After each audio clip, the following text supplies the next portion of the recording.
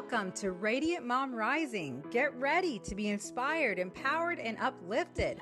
I'm your host, Mary Dibble, and in each episode, we dive into amazing stories, insights, and conversations that help moms like you chase your dreams and embrace your worth.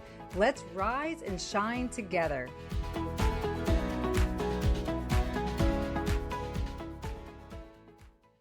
Hey, Radiant Mamas. Welcome back to another incredible, nurturing, and transformative episode of Radiant Mom Rising.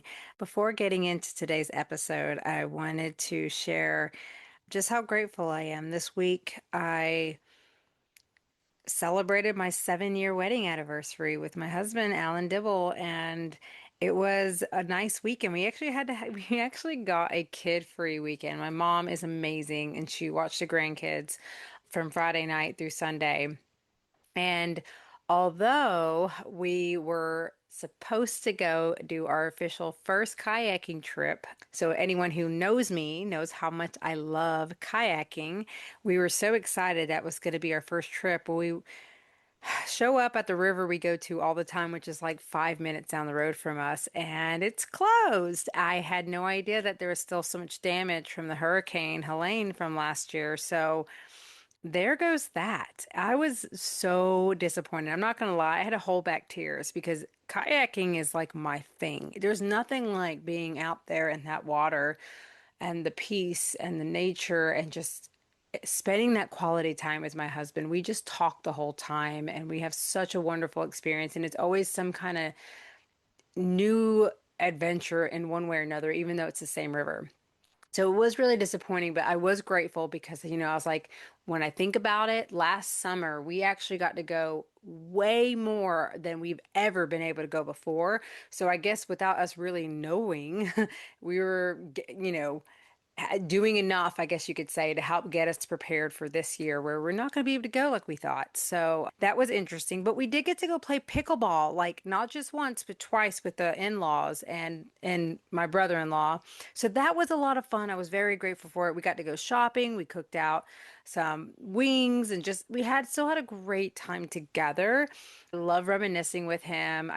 I'm blown away, honestly, for somebody who experience nothing but toxic relationships. It's almost bizarre still to me to be where I'm at right now in my life, to have such an amazing husband who really loves me. It's a very healthy relationship because we're not the kind of people who just expect things to be rainbows and butterflies, and you're fooling yourself if that's what you think a marriage is. What I love about a marriage is that there's so much more to it than just the love you have for each other. It's the realness of really getting to open yourselves up to each other, the good, the bad, the ugly, and still choose that you're going to navigate this world with that person, no matter how hard it gets, no matter how much sometimes they're going to annoy you or frustrate you, or you might disagree on things. It's like you find your way to meet each other in that middle point, because at the end of the day, we have to ask ourselves what's more important. And when it comes to being with this person, like, is this worth losing them over, or is it really worth fighting over? It's more of like really figuring out our ways to grow, evolve, and keep that closeness one way or another, intimately, emotionally, physically. And Lord knows that man treats me like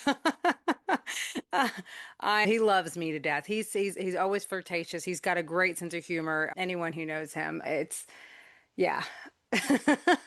So, anyways, I just wanted to share about that because we did just celebrate our seventh year wedding anniversary, and I'm just really grateful that we've come this far.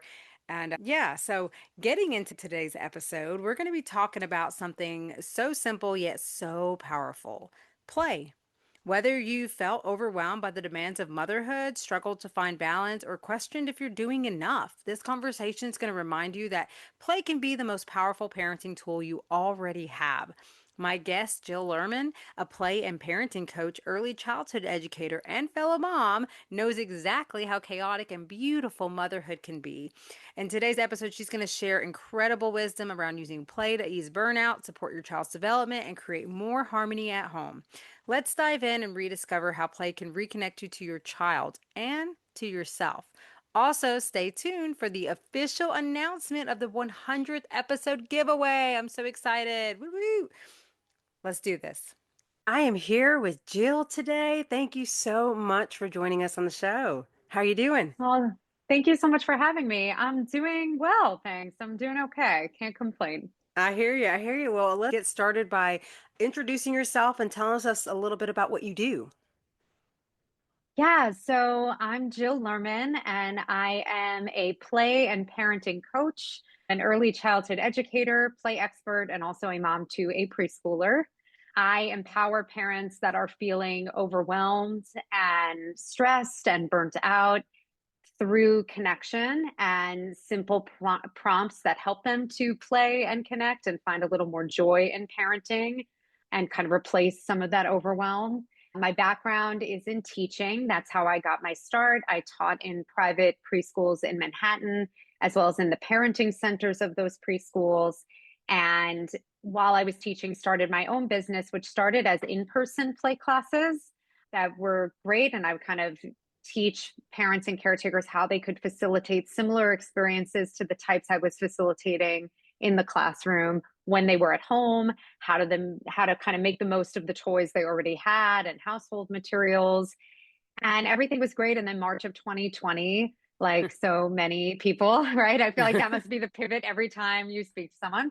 Everything as I knew it changed. I found out I was pregnant. My school that I was teaching in shut down temporarily, and my business as I knew it could not run because people were not going to have outside people coming into their homes, sharing materials, things like that.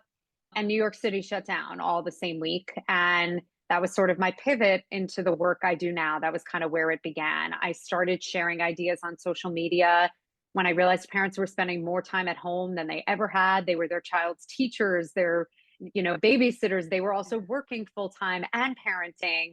And I kind of shared the same type of similar ideas that I had taught in my own classroom and in my classes outside of the classroom to help parents facilitate things like that and engage their kids at home without having to spend a lot of time setting things up or spend a ton of money getting new things. And it kind of took off from there. A lot of the brands whose stores I had taught in were looking to create virtual communities, and that was how I started creating content for them and teaching classes and doing Q&As on their behalf. Eventually that transitioned to me on the product development side with certain brands where I would give feedback and from an educational perspective, share how they could make products better or different to better serve their customers. And then when I actually, like right before I gave birth, people were kind of transitioning into being back in the world, but not quite back in the world. And I started teaching these classes in Central Park where people brought their own materials, and I would basically instruct on how they could facilitate play experiences with their kids from a distance. And what I realized in that moment is that actually is a skill, even post pandemic, that many parents need support in. I feel like parenting is like the one job where we get no training, we get no resources, and it's just like, poof, you're the CEO, like, don't mess up. And I just felt like even when I became a parent myself with my skills and my background, it still is so hard. So if there was anything I could do to help make someone's life a little easier with some of these strategies and tips and this information, that was really the goal. And that evolved into my coaching business, my membership, and the things I do today. Oh, it sounds incredible, all the things that you're doing and how it evolved. It's so cool to see, to hear people like you're correct. I hear that a lot of, when the COVID hit, it really transitioned and changed so much. But it seems like So it was, many. yeah, for so many, but for a lot, they persevered and like like you, they created that business that was even more fulfilling than what they were doing before. So it's neat to hear these stories and to see amidst the bad, how great things can come. So I Yeah. love that you were able to utilize it. And I would love to hear a little bit more too about what's like some of the strategies that you do share and during your sessions or something that you could even give a little idea or tip today to a mom who's listening that's like maybe struggling with having that playtime with their kids.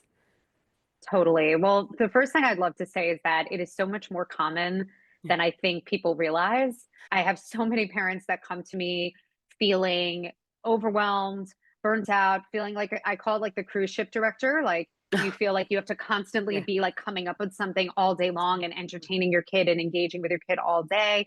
And that's exhausting and not really a sustainable practice for anyone. And also, like, parents will come to me and then feeling guilty that they don't always enjoy playing with their children. And I feel like that's very common. Often, I think that there are many reasons why that's true. I think sometimes it's just from overall burnout and exhaustion that so many of us are feeling, that it just makes it hard to then muster up the energy Yeah. to then enjoy those interactions. But I also think, a lot of it has to do with the way we grew up.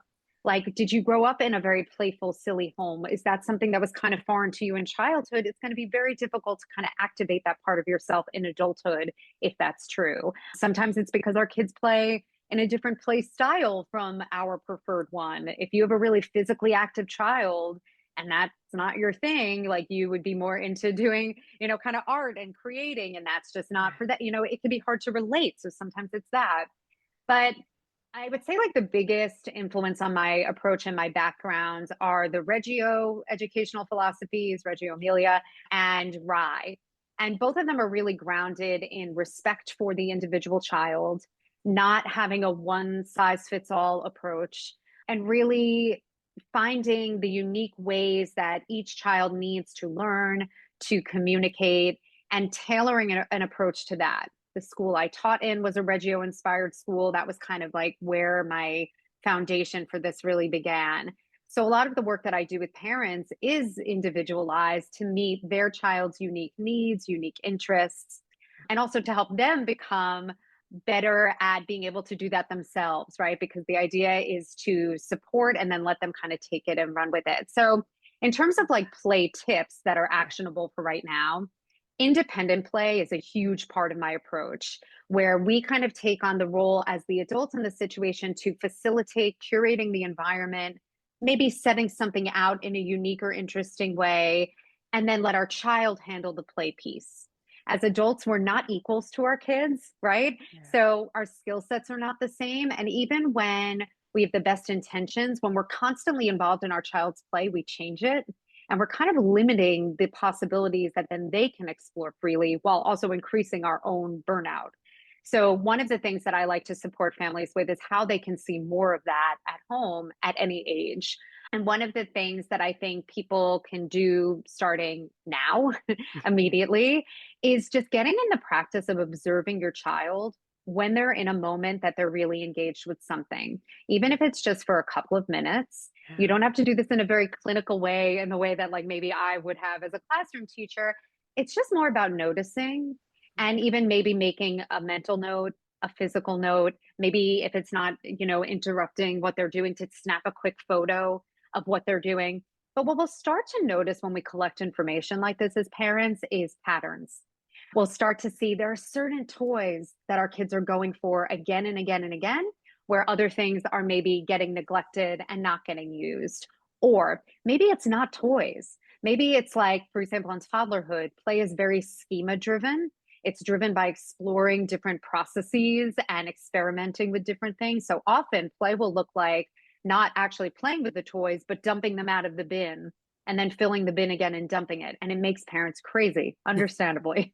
But I think when we're in the practice of observing and noticing these things, then we can offer an appropriate replacement activity that's going to serve the developmental need. So I think just getting in the practice of watching and paying attention in a different way is the first step. From there, I'll often encourage parents to start creating play prompts.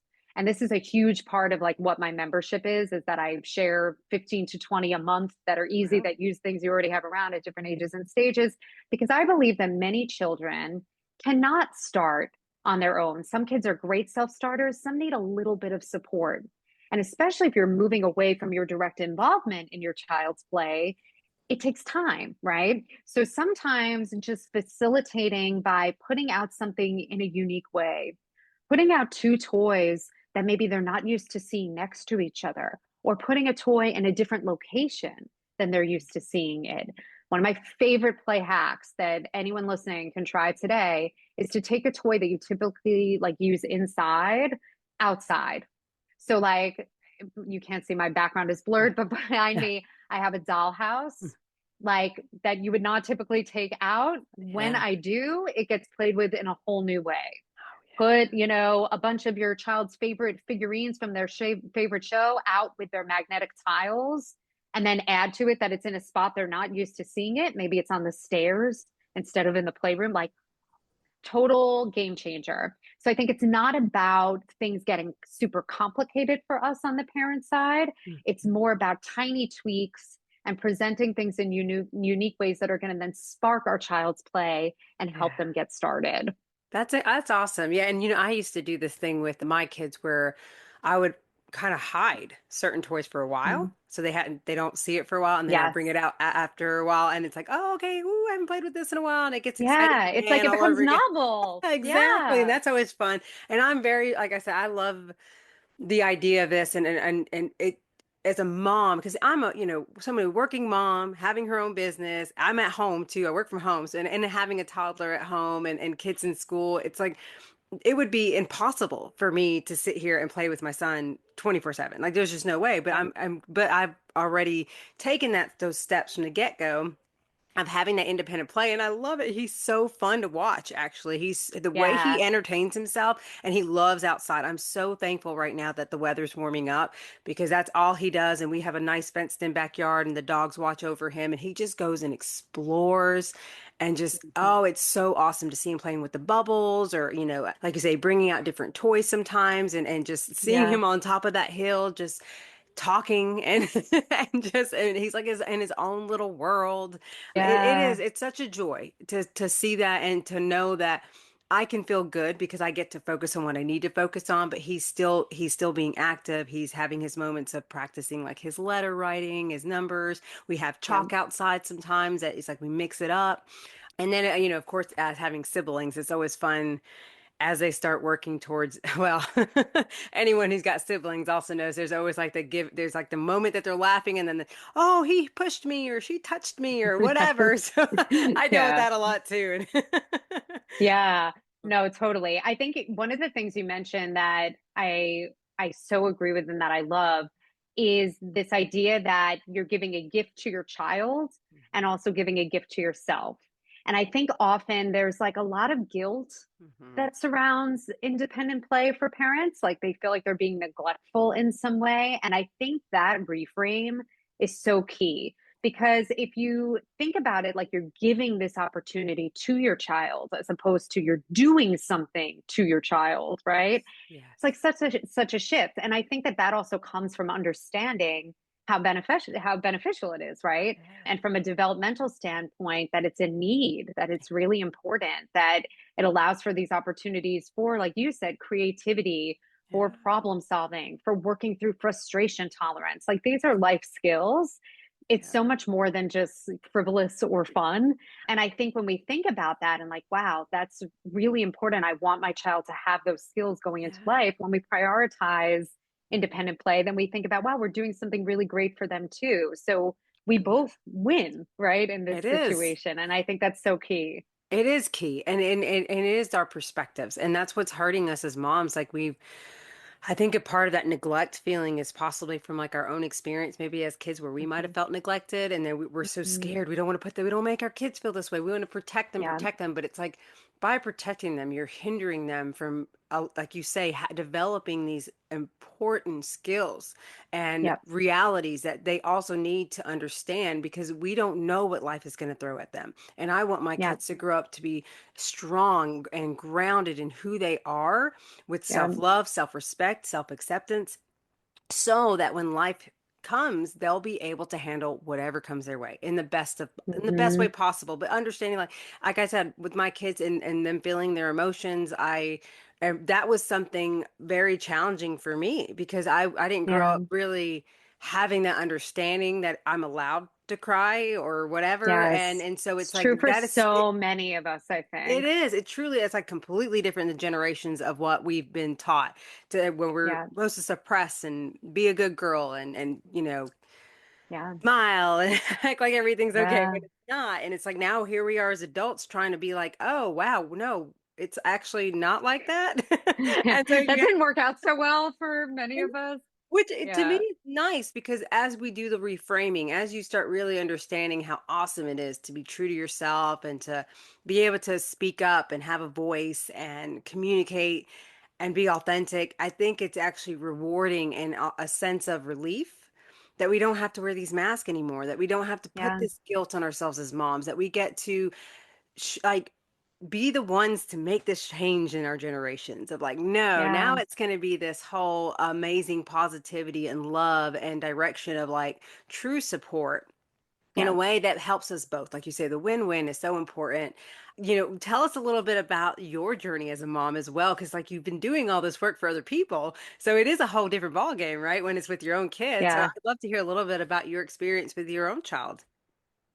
Yeah, no, it's so true. And look, I think the first thing I'll say is that, like, whatever you come into your parenting with in terms of like your background, your own upbringing, your expertise in whatever area, it still rocks your world, right? Like, I would, having the developmental knowledge and the background in education, and specifically a focus, like I'd say kids under 8 and particularly under 5, even if we're going to go more niche, 0 to 2, like really were like my sweet spot as a teacher.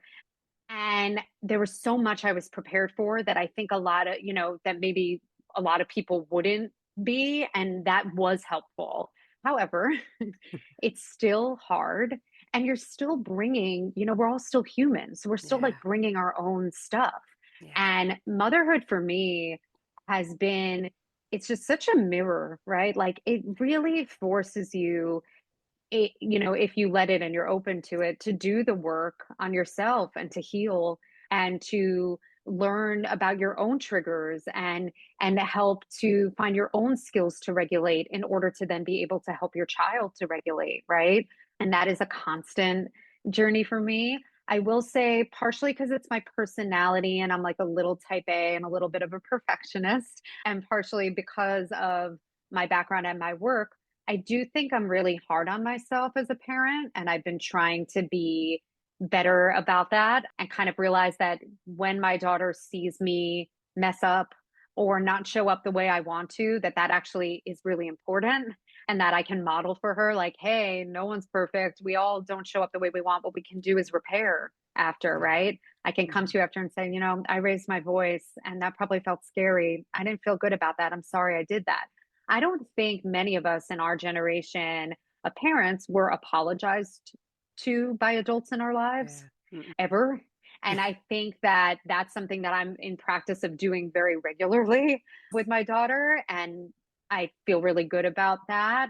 I think that our home has the kind of the culture of our home is very playful and joyful. And not just only in terms of like putting out prompts and Yeah. a lot of art and sensory experiences and things like that. But I think also like just trying to always seek joy. And I also feel like a big part of my approach in working with parents, and I try to implement this myself too, especially if you have young kids at home, is to really use playfulness as a tool for collaboration. I think there's often like a lot of misconceptions in parenting that in order to get our kids to listen, in order to get our kids kind of on the same page as us or to do what we need them or want them to do in any given moment, that we have to yell, we have to threaten, right? And it just couldn't be further from the truth. Yeah. And it often actually has the opposite effect of what we want it to. I think Mhm. sometimes when people see that as successful, it's because we've kind of now frightened our child into Yeah. submission, and not Yeah. because we're actually giving them the tools and the skills that they need. Yeah. So, with that awareness and kind of understanding, I really try to bring that to my parenting. And when I do need something from my daughter and asking and saying it, however, for the upteenth time, isn't doing it, for me to kind of check myself and leaning to play. Like Mhm. play is like our kids' language. That's what they're most fluent in. So what does that mean? Sometimes it's like if I'm asking her a bunch of times to move from one step of the routine to the next, to go brush her teeth at bedtime, it's not happening. And I've asked, then to come at from like, I wonder how silly a walk you could do to go to the bathroom. Like, what's like your silliest walk ever? Oh my, I can't wait to see what you come up with. And That's cool. 9 out of 10 times works. Like it Yeah. just does. It's like, so it's things like that, or like, using a trusted stuffed animal or friend to help them work through a tricky moment and go through it with them. And that's something I've been implementing, gosh, since my daughter was, before she even really had language, and she would refuse to get into the high chair or the stroller. She'd be like arching her back, Yeah. and I would pull out her trusted favorite stuffed animal from birth, still is now at 4, Oh, and I'd break it out, and I'd be like, oh, Mason doesn't want to go in the high chair. Oh, but it's time to eat. Oh, how would, and you would think like at almost 1, like, is this even resonant? But it does. We so often underestimate how much our children understand. So I feel like those types of things really influence, yeah. my parenting too. But of all the things I've ever done in my life, for me, parenting has been where just the most fulfilling, where I feel like I've learned the most about myself and just the most rewarding. So the fact that it kind of lives so closely to the space I work in can Yeah. be good and bad. Yeah. Most part, I feel like it's helpful because I feel like I'm often living in the season of the people that I'm supporting. So it's like I get it.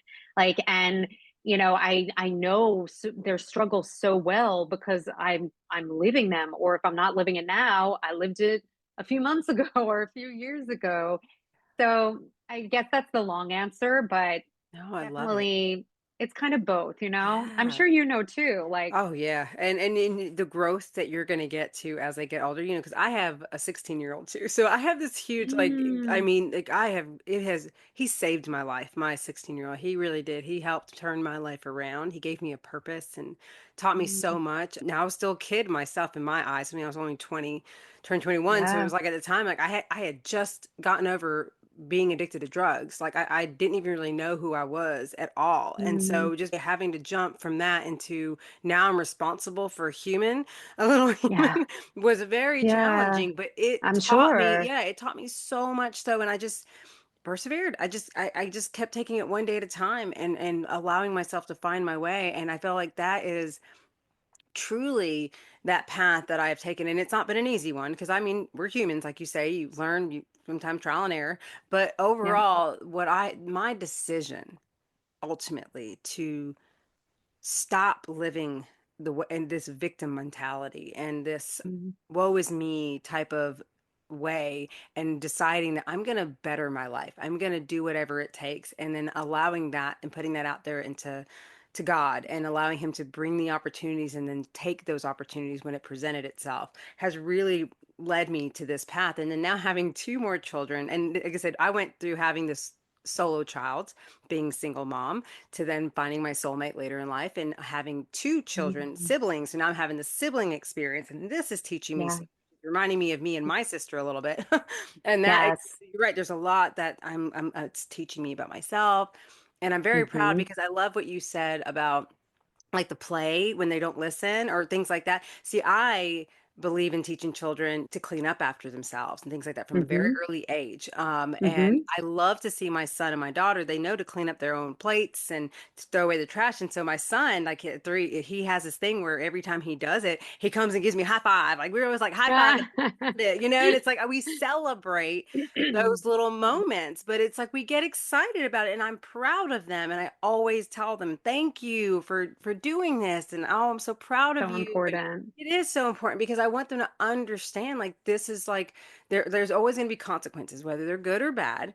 There are Hmm. consequences to your decisions and what your actions. And so I'm also thinking that I feel like that's such an important aspect as a parent, that Yes. and the forgiveness, like you said earlier, I love, because I do that too all the time, where I have to go and be like, mommy did not act very well in that moment, So and I want to, important. yeah, exactly. I was like, I just want you to know I'm sorry, like I should have not behaved in that way, or you know what, mommy kind of needs to redo that, and I just want you to, but it's like being able to show the responsibility and accountability too is Yes. what you're doing So with that. huge. It is because they Yeah. have the other night, my son comes out and it's like he tells on him, like when my daughter and him gets in their little fights or whatever because somebody does something, they immediately come to this one's going to tell on this one, but he came out and told on himself.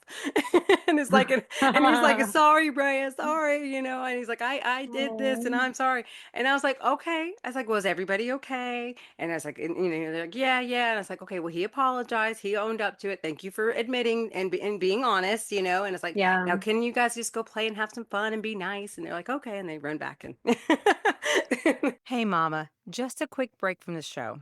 I want to take a moment to speak directly to you.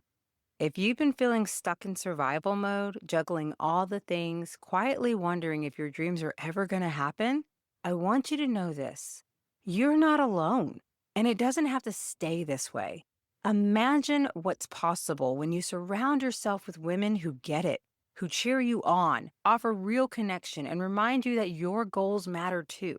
That's exactly what happened at our Mama Means Business networking event. These aren't just meetings, they're meaningful moments of alignment, opportunity, and support. Our next one is coming up on Thursday, July 17th at 12 p.m. Eastern Standard Time, and I'd love for you to be part of it.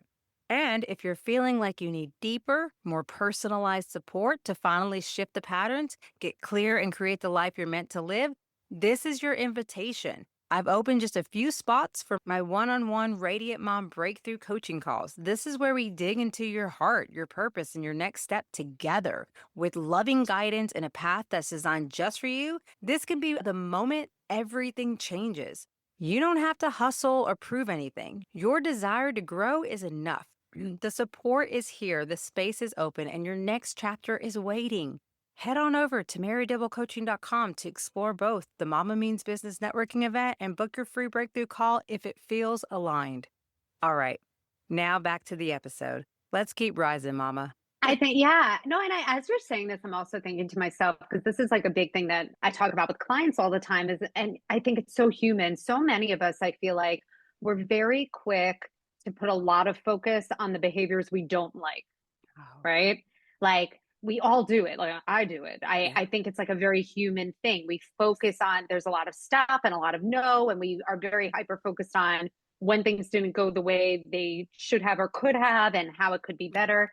But what we don't do as often in parenting is to give that high five, to give that affirmation for the things we do want to see. So, like, I feel like I say this to clients all the time, but it's like when we want to see more gratitude at home or more kindness, at home or in general among siblings is a big one of Yeah. families I work with. But just in general, I feel like then one of the main things that we can do and start implementing is getting in the practice of like when you see that stuff, call it out, like give that credit, make a point of like, wow, I noticed that you helped your sister when she couldn't open that. That was so kind of you. Wow, thank you for doing that. I feel like we do that so much less and we'd say, don't take that from your sister, right? Like it's just such a natural thing. We get into these roles of kind of policing and sometimes look like we do have to set boundaries and we do have to, but I think just a consciousness Mhm. of, and an awareness of like, hey, we should be doing both.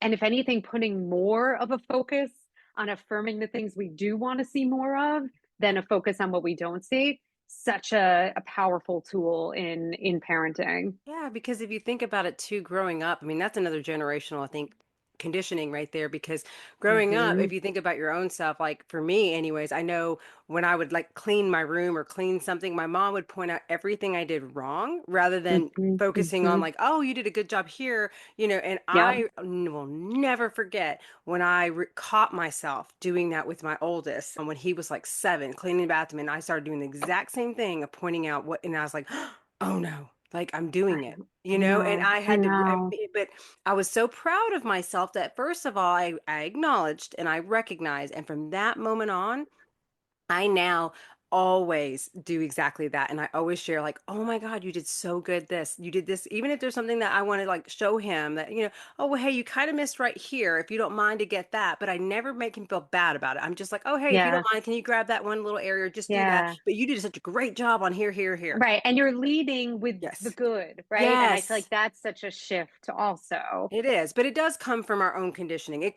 So don't beat Hmm. yourself up if you catch yourself doing that because it is something that's happened to a lot of us, us growing up. And so therefore Yeah. it's natural. Think about work. You could do all the right things at your job, and the one thing your boss wants to point out is what you did wrong. And that is so Yes. discouraging and Yeah. just demoralizing as an employee. And I think that again is another part of like just how this world, how we've been for so long as a society of thinking that we have to always focus on the negative, the bad. It's like, no, no, no, no. Let's start focusing and putting out there that positive energy, that positive unitedness and love and Hmm. kindness. Like that's what we need to get Hmm. loud about, not this whole negativity and pointing all the wrong things and what we don't like or what we don't want. Because Yeah, like what you focuses on is what you attract in your life. So if you're focusing on totally. all the bad things, the lack, then you're practically doing that to your kids too. Like I remember someone telling me one time, you know, attention is attention. So a kid's gonna do whatever they, whether Yeah. it's a negative attitude, behavior, like those tantrums they throw, that's their way of trying to get some form of attention or just Yep. needing to process something. And so how Yeah. we respond will Behavior is always communication, it right? is, it is. And so, but it's very important how we respond to that because, Yeah. you know, it's if we coddle them and give in to whatever it is that they wanted, that you're telling them that, okay, this behavior means I'm gonna get my way. So you best know you're Hmm. about to deal with that for a while. If you Yeah. don't, No, yeah. it's so true. I think a couple of things came to mind as you were talking. One of them was like I I once gave this example about like how the way the brain works. If I say to you, like, don't think about purple cats, don't do it. Don't think about it right now. Like, what's the first thing you're going to think about, right? Yeah. Purple cats. So I don't know why that's the thing of choice, but it just in this moment, that's what it was. You could use anything as an example. But I think when we think about that, then we realize like, and you kind of take a step back, it's like when we're saying things to our kids like, don't do that, don't do that, don't do that, what they're actually hearing and the focus of the brain is actually on the do that, whatever the that is. So what's so much more effective is actually focusing on the thing they can do as opposed to the thing they can't do. You know, rather than like no jumping on the couch, no jumping on the couch, no jumping on the couch, it's jump over here on the floor, right? Or no running in the hall, no running in the hall. Instead, it's use walking feet, right? So it's like these things that I feel like this is where like the developmental knowledge I feel like is so helpful. But I feel like when you understand that, it's not about like reinventing the wheel. It's like tiny little tweaks to the way we respond to things that can actually have such a huge impact. And the other thing I was thinking of is when you said the thing about the boss, I think about this all the time as like a metaphor for parenting, where I think about like who's like the worst boss you ever had, like the controlling, doesn't explain to you anything like about why you're doing the thing they're asking you to do, but you have to do it and you have to do it right. And you can't ask any questions and you're shamed when you get it wrong and belittled. And, you know, like that boss that we've all had at one time or another versus the best boss you've ever had, who was a mentor, who taught you, who made you feel like a valued member of the team, who, you know, explained things to you on a larger scale so you sort of understand the why behind the thing you're being asked to do and why your role is important in it, who asked for your opinion, not all the time, but sometimes, and then made you feel like it mattered, right? Who do you want to like show up for your best self as at work? Right? Like, who do you want to be the best version of you? Who made you grow the most? Like, I know my answer. And I feel like it's true for every person that I talk to when you put it like that. Like, everyone had the best experience, the most nurtured experience where they grew the most and learned the most in the second example.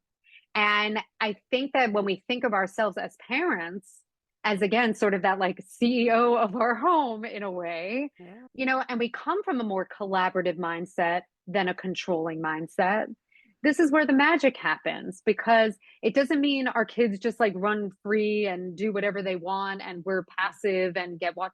No, but there's a difference between an approach that is collaborative in nature, that respects the other people, that, you know, looks at a family as like a team where we all have the same common goals and it's us against everything else, not you against me, right? So I think these shifts just like are so impactful. And I think with the boss example, like you gave, it's like, yeah, like let's run with that. Like, let's really think about this. When we're Yeah. dealing with challenging behaviors and things at home, which we all do from time to time, Yeah. it's very easy to kind of slip into that control mindset because it just feels like the only way. Or to your point, that was our experience growing up. So it's just, it's like in our DNA to respond like that. It becomes a fight, right? You really have to like dig deep and use your tools to respond in a different way. Yeah. But I think when we do, that's when the magic really happens in our home. Absolutely. And I know I've witnessed it. I've seen even my mom tells me all the time, like, man, Mary, the way you do things, the way you parent. She said, I would have loved to have known and been Mhm. like that. I'm like, but I still love, I was like, Mom, you did the best you could with what you had. That's right. And you That's still right. love the crap out of us. For someone who went through Yes. what she went through, I was like, the fact Yeah. that you turned out like you did compared to everyone else, I said, it is a miracle and I love it. And I'm so grateful.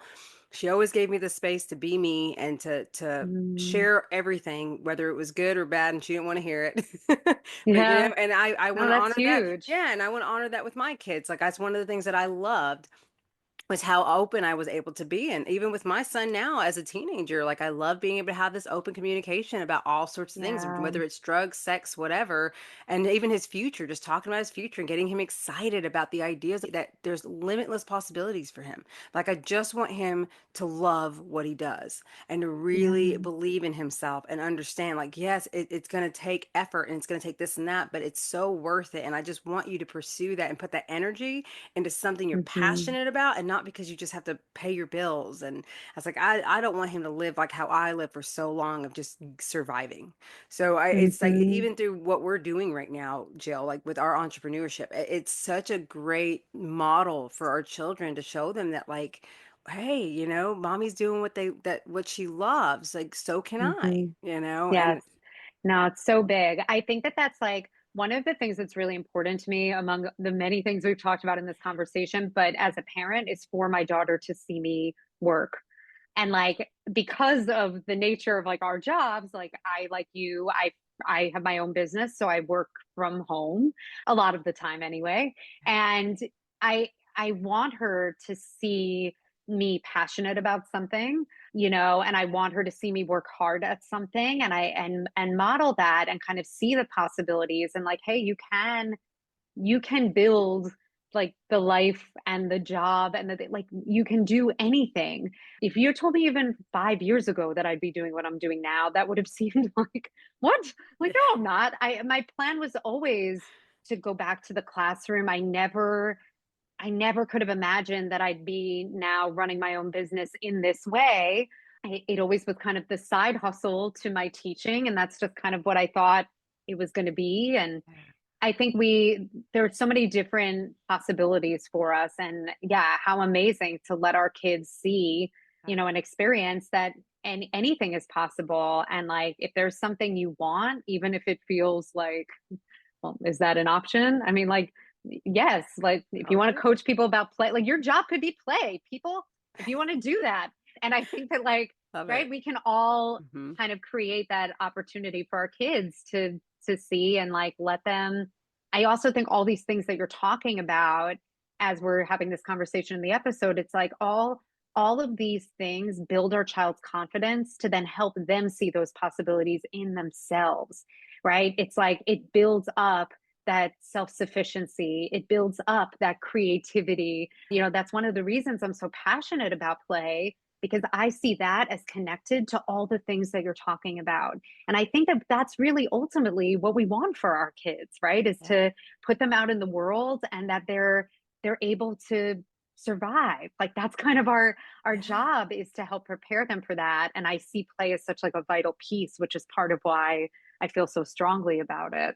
And it's so beautiful that you've been able to take that and help support so many that need that support because, like you say, it's like we all have our passions and we all have our story, we all have a purpose. And the only way to really find it is to go out there and try things, to go out there Mhm. and live, and you will be guided and you will find. I mean, I had this one woman whose episode's going to be coming out soon who, because of an illness that put her, that put her in a bed. She ended up becoming an author. Like she didn't see herself doing that, you know what I mean? Amazing. So it's like, but she was able to utilize like where she was at that time, and instead of becoming Yeah. getting into a place of depression and, you know, victimized, she decided to do something, and now she's an author. Yes. So it's like sometimes you don't know So what you're meant amazing. for, right? But if you just Yeah. do things and like find what you love and like look at that. I think it's wonderful. And so before we end up here, I just want to ask for anyone listening, if they would love to come and learn more and see about working with you, where's the best place for them to find you? Yeah. So you can learn more about my private coaching program, my membership that I mentioned earlier, where I share all kinds of play ideas and foundational classes on development and play, my podcast, all of that stuff on my website, www.jillybeansnyc.com. Even though NYC, that's where I'm based in the New York City area, I now virtually have people in the membership and that I work with that are all over the country, all over the world. And also on Instagram at Jilly Beans NYC. I share a lot of play ideas that are kind of in line with the things that we talked about. So super simple, 3 to 5 minutes to set up, if that, parenting tips, stories about my own journey that I'm walking right alongside all of you, and also about the juggle of work and mom life, which, like you mentioned, Mary, that's the season I'm living in too. So a big part of what I share is how I use some of the tools that I support families with myself in order to be more productive in my business and in order to find balance and all that stuff. So, yep, you can find me there. And I hope that I get to connect with you. Absolutely. And I always open the floor to, is there any final piece of advice or tips that you would like to share at moms today? Oh gosh, I feel like we addressed so much of it throughout the We conversation. I did. I guess, one, that it doesn't have to be difficult or big or expensive to be meaningful. I feel like is a big part of just my philosophy in life, but definitely as it pertains to play and parenting. I think in this amazing age of social media that has allowed us to connect with so many people, I'm so grateful for it in so many ways. It's a blessing and a curse, though, because there also is, it's very easy, I think, for parents who already are battling so much of this to feel more overwhelmed and more guilty when they see all these things that other people are doing and then they feel bad that they're not doing it, or I tried to do that thing and my kid didn't do what that kid did on Pinterest, and like, what's wrong with me, what's wrong with my child? It's something that I see so much, and honestly, like, I've even felt myself as a parent. So I feel like just knowing that a little goes a long way. It doesn't have to be complicated. It is enough. And even in terms of connection, a couple of minutes a day of really an undivided attention with your child is so massively impactful. It's not about necessarily needing to, overhaul your entire life, to not work, to not have time for yourself. No, we can do all of those things and still find meaningful connection. And I feel like it's just about, kind of being present and focusing in. So I guess if there was going to be one takeaway, I hope that it's that Yeah. simple is enough, and simple and connected is really all you need. Oh, that's amazing, Jill. You're amazing. Thank you so much for all of Thank this. you. I feel like I could talk to you for I hours. do It's like so too. easy to I chat know, with me you. too. I'll have to bring you back eventually because I love having conversations like this. It's so important, and it's just I'm truly passionate about it too, helping moms to understand like it starts with us too. You know, we Yes. that kids are going to do what we do. So I want to help them to see that taking care of yourself is not selfish. It's actually crucial and what you're Yes. teaching your children. So all of this, and I love the simplicity. That's the other thing too. We do always try to make everything harder than it has to be. Yes. So Always. We all always, do I it. know we gotta We all stop. do it. I know. Yes, How do we it's. stop? I know, right? So there, I was thinking as you were saying this. So one, I don't know if do you follow Mr. Chaz on social media? No, I don't think so. Okay, I need to. you should, like, you definitely should. I feel like you Okay. would love his Okay. content, but he is someone who I love following. He's become a colleague, and he has this amazing like way of explaining kind of what you're describing that I feel like people really appreciate, which is, I'm going to date myself a little by saying like burning a CD, but we could also go with the idea of like a playlist, right? Like a Spotify playlist, Yeah. but that we all have our playlist, right? And there are certain songs that have been on that playlist that have been on there since the very beginning and that got a lot of play in the early years. And the more times they got played, the more times they kind of showed up on the playlist. And then as we get older and maybe we want to make changes in our life, or we want to move into, something different, a different way of being, a different way of thinking, a different way of parenting, as we're talking about today, that we have this idea, okay, well, now I've read this stuff, and I'm in therapy, let's say, or I'm working with a coach or whatever it is, and I have all these other tools. Why do these other things like keep coming up? And when you think about it like a playlist, it's like you can't delete the song completely. That's like, think about it like that. It's not an option. But if we have more songs in the rotation, those old ones come up less frequently. And that like really, really stuck with me, right? I Like love it's like I can't take the I'm giving him the credit. It's that. Yeah. his, but it is so brilliant. And I think it resonates so much. And I think it also allows us, as we're doing the work on ourselves, which is lifelong work, right? You never Yep. get to the point that you're like, I've done it. Yeah. I've completely about right. Like that, that No, never we're not happens. meant to do that Um, today. right. We're not meant to. I feel like Yeah. when you get to that point, it's like, that's the end, Yeah. right? Like we're always growing and learning the whole time we're here. Exactly. And I think that like understanding that and seeing it that way changed everything for me, because it allowed me to be like, oh, like there's that song coming up on the playlist. Like, let's like pause that track, Yeah. like pick another. I feel like it made so much sense. So if there's Yeah. anyone that's listening to this that resonates with, like, I think it also helps us like show ourselves a little more grace and kindness. Like, Yes. hey, even with all the work and the tools and all the things I'm doing that are amazing and they matter, some of these things are in me and they're always going to be in me, and it's just about giving myself more tools, more options, more stuff. It's not about totally deleting this person that I was. Like, that's not possible, nor would I want it, because it brought me to who I am now and where I am now. So I Yes. know we're at the end of our time, but as No, you but said it, I Jill, was like, I'm that's just going to throw that out there because I felt like ah, that changed everything yes. for me. Oh, that's beautiful and a great reframe right there, and a great way to have that grace, because I always talk about that too with my clients. Like, have that compassion. Like, we're human. We're not going to always Yes. do everything like we would like it to, and things are not always going to happen in the way we want them to, and that's okay, because there's still something to Yes. learn from it. There's a way to grow from it, and we just have to be open to receiving that. That's right. Then we can know our next steps of how can we move forward? What's the best That's way to right. respond to this situation or whatever's coming our way? So powerful, powerful analogy. I love that. So yes, thank you, Jill, again, so much for your time and for this beautiful conversation. Oh, thank you so much. I really enjoyed it. Such a fun talk with Jill. Here are the key takeaways. You don't have to entertain your child 24/7. Independent play builds essential life skills and actually strengthens their development. You can reduce burnout by letting go of guilt, and embracing simple, playful moments is enough. You're allowed to take a step back. Observing your child helps you understand their needs and meet them more effectively. You can play as a parenting tool, not just to bond, but to foster collaboration, communication, and emotional regulation. You are modeling behaviors daily. How you handle stress, joy, and frustration teaches your children how to do the same. You can create a rhythm that works for both you and your child. Play doesn't have to be perfect, just present. You are not alone in feeling stretched. Small shifts in perspective and playful strategies can make parenting feel lighter and more joyful. If you want to learn more about Jill, be sure to visit her at jillybeansync.com today. That's JILLYBEANSYNC.com today. Mama, the moment has officially arrived. We're celebrating the upcoming 100th episode of Radiant Mom Rising Podcast. I'm so excited and I'm so proud that I've even come this far. You are the reason we've come this far.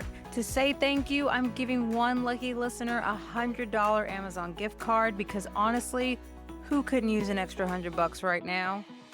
Here's how to enter. So make sure that you're following or subscribed to the podcast on whatever your favorite listening app is. Leave a 5-star rating and review. Comment done on the main giveaway post on my Instagram at Mary D Coaching. Once you've completed those 2 steps, that locks in your entry. Want bonus entries? You can share the giveaway post to your stories or page and tag me in there at Mary D Coaching. Share your favorite episode to your page or stories and tag me. Also, tag a fellow mom friend on the giveaway post in the comments, and every tag will equal one extra entry. The winner's going to be announced on the end of our 100th episode, so stay tuned and start sharing the love. The more you engage, the more chances you have to win. Now, before you go, be sure to join us for this month's Mama Means Business Networking event on Thursday, July 17th at 12 p.m. Eastern Standard Time. It's your chance to connect with like-minded moms, build your network, discover new opportunities, and get the support you deserve in both life and business. You can find all the info and RSVP on Eventbrite. And if you're feeling that tug in your heart to take the next step toward the life you truly want, my calendar is open for a few more free Radiant Mom breakthrough calls. If you're craving clarity, support, and a personalized path forward, I'd be honored to hold space for you. Visit me at marydibblecoaching.com to schedule your call and take the first bold step toward your transformation. Thanks for tuning in today, and good luck with the giveaway, Mama. Until next time, keep rising, keep shining, and don't forget, you are worthy of the life you dream of. Much love.